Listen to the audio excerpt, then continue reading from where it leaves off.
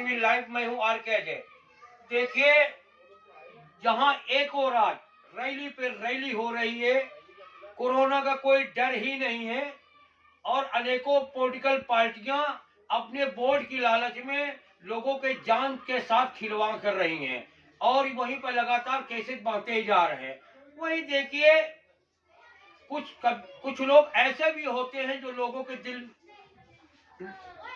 की जुबान पे मुस्कुरान लाने की कोशिश करते हैं, मुस्कान लाने की कोशिश करते हैं, जिसको कवि कहते हैं।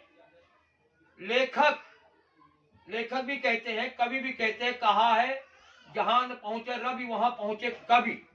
आज जो है देखिए, ऐसे ऐसे कवि हैं कि जो अपने सीने में कितना गम लिए हुए लोगों की जुबान पे किस तरह से मुस्कुराहट लाते हैं, चंद मिनट के लिए लोगों का गम दूर कर देते हैं।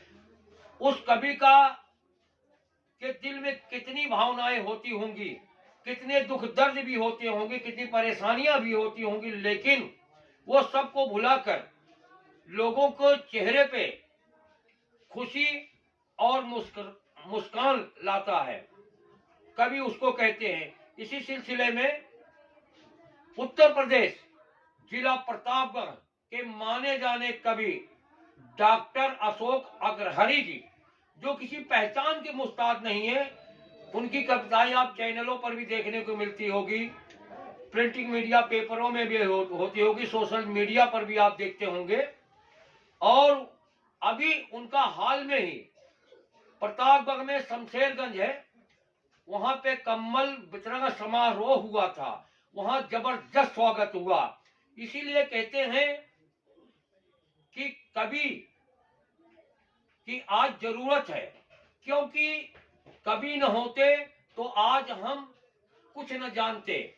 जो कवि ही बताता है हमें ये क्या है, वो अपनी कविता के माध्यम से, कलम के माध्यम से, लेख के माध्यम से वो अनेक साधनों से लोगों को अवगत कराता है, सच्चाई से रूबरू कराता है और मनोरंजन भी करता है। कहा है, आंसुओं आग की दहलीज पे आया न करो, अपने हालात जबाने को बताया न करो, लोग मुट्ठी में नमक लिए भरते हैं, अपने जख्म किसी को दिखाया न करो। क्योंकि कवियों के दिल में कितना गम होता है, लेकिन लोगों के चेहरे पे मुस्कान लाते हैं। धन्यवाद। तो गुरु जी ने अपने विचार विशिष्ट, अति विशिष्ट और मुख्य अतिथि के रूप में गर्मामयी उपस्थिति दर्ज करा रहे सभी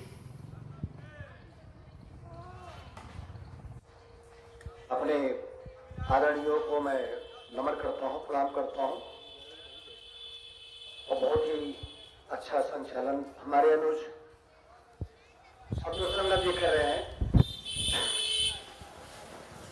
मैं चूंकि जो कार्यक्रम रखा गया है स्वर्गीय पिताजी के स्मृति में, और जो फीडबैक मिलता है पूरे क्षेत्र से,